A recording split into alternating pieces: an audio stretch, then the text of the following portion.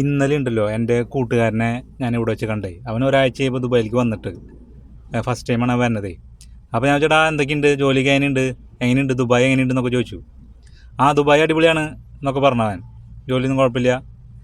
എന്നിട്ട് അവൻ പറഞ്ഞൊരു ഡയലോഗ് എനിക്ക് ഞാൻ മുമ്പ് എപ്പോഴോ പറഞ്ഞൊരു ഡയലോഗായിട്ട് എനിക്ക് അപ്പോഴോ ഓർമ്മ വന്നത്. അതാണ് നിങ്ങളായിട്ടൊന്ന് ഷെയർ ചെയ്യണത്.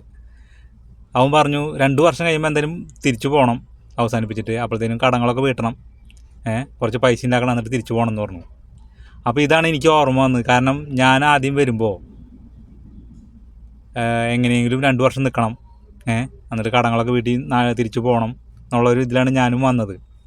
എന്നിട്ട് നമ്മൾ കൂടെ വർക്കിനോട് ചോദിച്ചാൽ ഒരു 15 വർഷമായി 20 വർഷമായി. അപ്പോൾ ഞാൻ ചോദിച്ചു ഇവർ എങ്ങനെ ഇവർ നിൽക്കണു ഇത്ര നാൾ. പക്ഷേ പിന്നെ ഇപ്പോൾ എനിക്കത് മനസ്സിലായി. ശരിക്കും നമ്മൾ പ്രവാസി എന്നുള്ള ഒരു കുപ്പായം എടുത്തിട്ട് കഴിഞ്ഞാണ്ടല്ലോ, അത് അഴിച്ചു വയ്ക്കുക എന്ന് പറഞ്ഞു കഴിഞ്ഞാൽ അത് അത്ര എളുപ്പമുള്ള കാര്യമല്ല. ഓരോ പ്രവാസിയും നാട്ടിൽ പോവുക കഴിഞ്ഞ വർഷത്തെ പ്രശ്നം സോൾവ് ചെയ്യാൻ വേണ്ടിയിട്ടാണ്. പക്ഷേ തിരിച്ചൊരു 10 പ്രശ്നങ്ങൾ തലയിൽ വെച്ചിട്ടാണ് തിരിച്ചു വരിക. അതാണ് പ്രവാസി.